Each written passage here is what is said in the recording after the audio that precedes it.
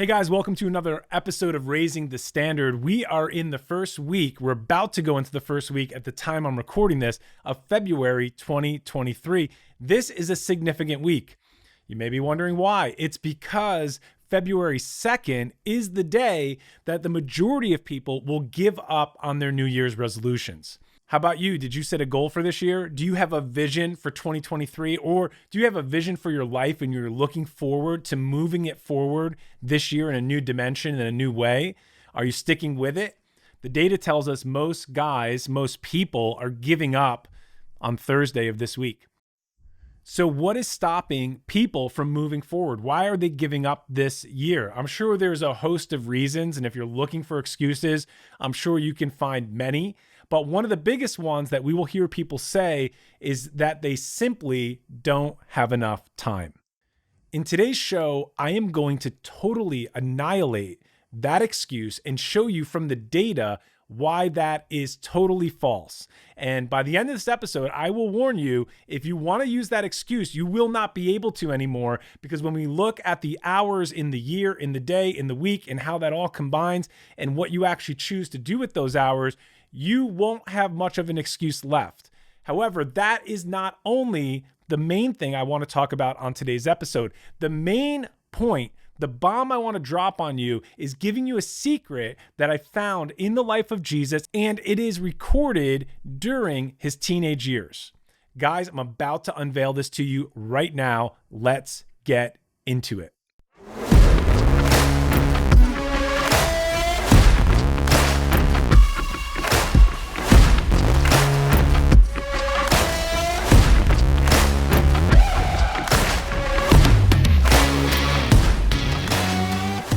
All right, guys, so welcome back to another episode. I just opened up with my intro telling you this is the week most people will give up on their dreams, their goals, their vision, their aspiration for the new year. I don't care when you're listening to this episode, the information we talk about today is going to be relevant for you. Even if you're listening to this like 6 months from now, it doesn't matter. So stay with us because this is going to affect you, I promise. So the first thing we want to do is make sure we have the right goals, right? This is so important to make sure we have the right goals. And then the next thing is, well, let's make sure we don't give up on those goals. And most guys, I've found that most guys don't have a goal, or they're struggling with creating a vision for the year and even for their life. And if you don't have clarity in this area, you will be confused. And if you are confused, you will lose. You have to have clarity. You have to know what you're going after, and you have to have a vision for your life. If you don't have one for your life or even for this year, stay with me because I'm going to give you one. So guys, I've been setting up camp recently in the first couple chapters of Luke. Over the past week, I have really been camped out in those scriptures, looking at the first recorded words of Jesus, looking at his growth, at what's happening in his life in those first two chapters that Luke records. And you may be familiar with a really famous verse. I want you to be familiar with this, even if you've never heard it or studied it. And it's Luke 2:52. Guys, this is so awesome. Let me read you this verse. In Luke 2:52, it says that Jesus kept increasing in wisdom, in stature, and in favor with God and with man. And if we rewind 12 verses, this whole concept of this documentation in the life of Jesus actually starts at Luke 2:40. Let me read you that verse. And the child grew and became strong in spirit, filled with wisdom, and the grace of God was upon him.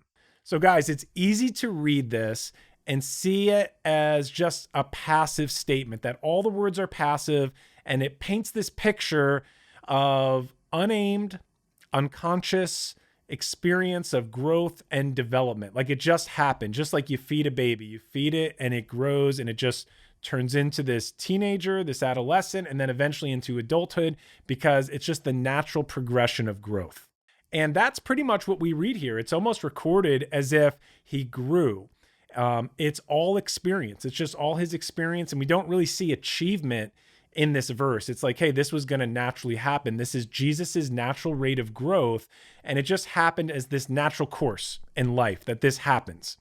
But this is not what is conveyed in the original language. Guys, I'm about to drop a bomb on you, because in Luke 2:40, he grows In Luke 2:52, the word changes to he increases in these areas, but the original language, it's something different. In the original language, the word is he advanced. And the significance of this cannot be overlooked. Let's break this down a little bit because there's so much more that's being conveyed here that we're not getting in our modern day translations. Don't miss this because I'm about to drop a bomb on you. The root of this word, advancing, is to cut forward. It's to cut ahead, and it speaks of continuous, persistent action.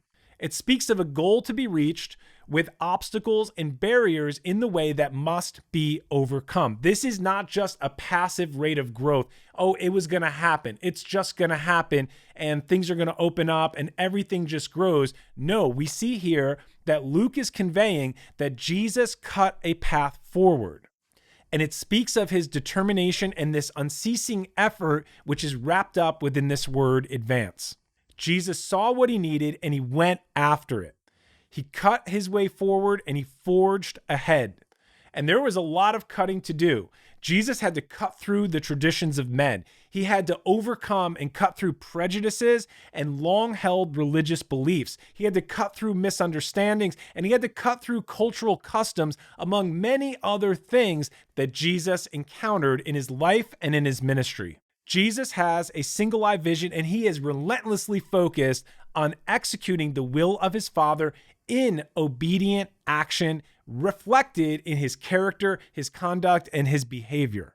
So guys, you might have heard me mention this before if you've been listening to the show. I love the Wuest translation. Kenneth Wuest is a Greek scholar, and his goal in his translation is to use as many Greek words as possible to convey the true meaning, and it's really expanded. So I want to read the translation of Luke 2:52 right now, and I believe this really captures it. And Jesus kept on hewing a pioneer path ahead, making steady progress in wisdom and in maturity and in favor in the presence of God and with men. Guys, that is a powerful verse right there. So listen, if you don't have a goal for this year, let me give you one. Cut a path forward.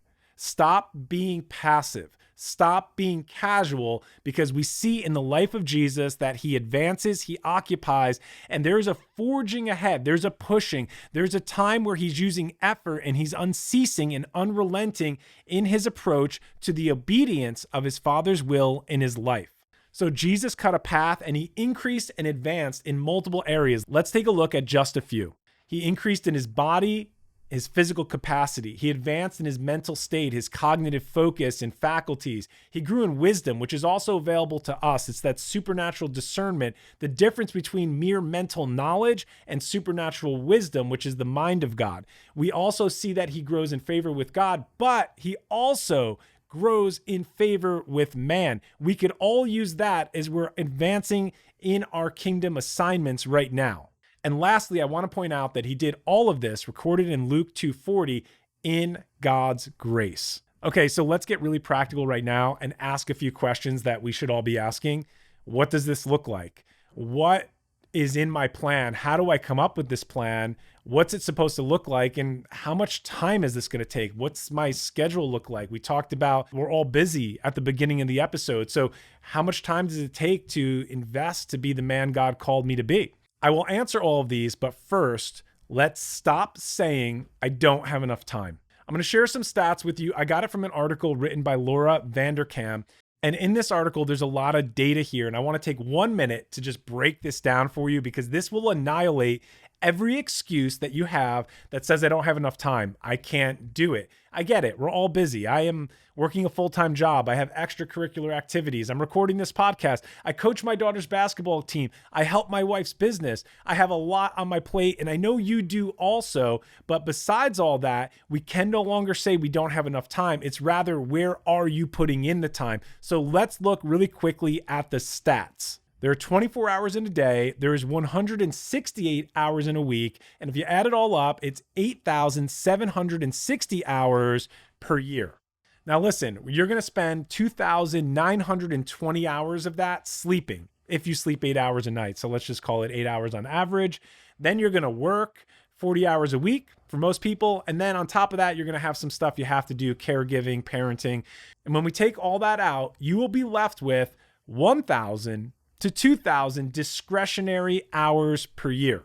So let's stop saying I don't have enough time. Really, the question is, what are you doing with your time? Where are you investing your time? Or maybe for you, the question is, where are you spending your time? Think about that for a minute. Are you spending time or are you investing time? And Jesus said it this way. He said, where your treasure is, there is your heart. That's Matthew 6:21. And we know our treasure is our time. It's what we do. It's our most prized possession. It's how you get money. It's how you accumulate resources.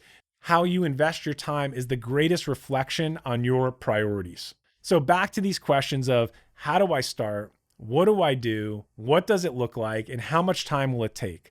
Well, I want to commend you and I want to honor you. And I really want to thank you for listening to the podcast, whether this is your first time and you just found me, or you've been listening for a while. And I know we have a lot of repeat listeners from all over the world. I see where you're listening from. I want to personally thank you and I want to help you. If you're listening, first of all, good on you for investing in your spiritual development and your personal development. It tells me a lot about you and the way you treat yourself and the way you view your growth based on even just listening to this podcast.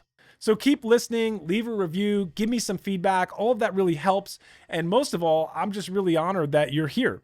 The second thing that I can do is I've been looking and exploring and trying to find what's the best way I can help the men that are listening, the men that come into my universe. How do I help you move forward? Guys, because I've been equipped in life. I've accessed God's favor. I've accessed God's favor with man.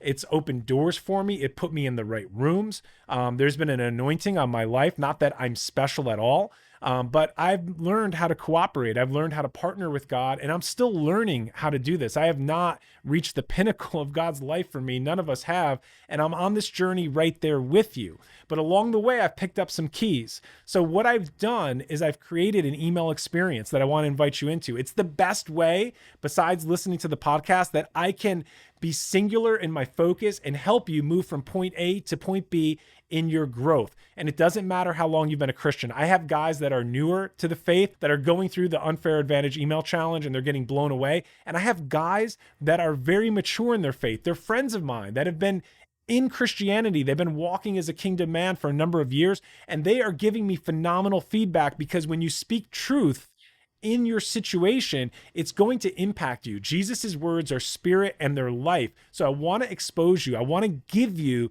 this training. I want to equip you in the best way for me to do this, to give you your what as to what are you focusing on this year, to give you the how of how do I do it, to give you the what does it look like portion is all within this 11-day training. So let me tell you what the training looks like. Guys, it's 11 days of emails. It's one email a day. It's not a huge time investment. It's not a heavy lift.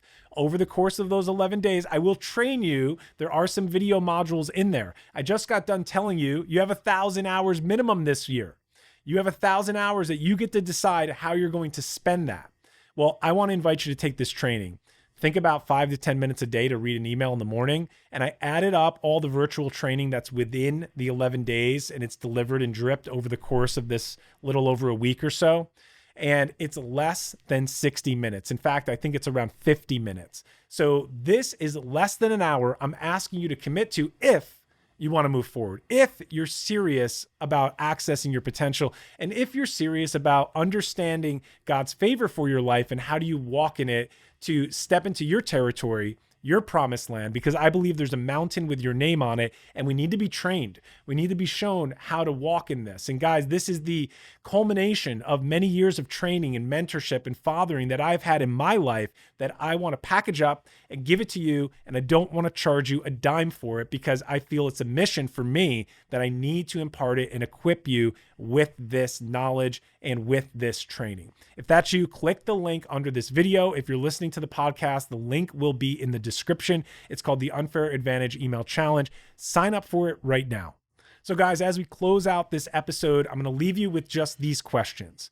What are you saying yes to this year? I want you to think about that. What have you said yes to? What are you agreeing with for this year for your life. And that's going to determine what you're saying no to. So whenever you say yes, you will have to say no. Jesus said yes to the Father, and he said no to many other things that come into his life to distract him from his mission. So determine what you're saying yes to, and then that will show you what you have to say no to. So guys, keep moving forward, keep progressing, keep increasing, and as we learned today, keep advancing. And until the next episode, let's raise the standard. Hey guys, my name is Josh Cachadorian. I'm the author of the book, The Standard, Discovering Jesus as the Standard for Masculinity. And I just put together a brand new challenge for you, the ambitious Christian man. If you're in business, if you want to reach your full capacity, if you want to unlock your potential, I need to tell you there is an unfair advantage that is available to all Christian men, but not all access it. That's why I put together this free 11-day email challenge. Click the link below, sign up for the challenge, and you will get equipped with the knowledge, the resources, and everything you need to take your promised land and learn how to partner with your unfair advantage. Can't wait to see you in the challenge.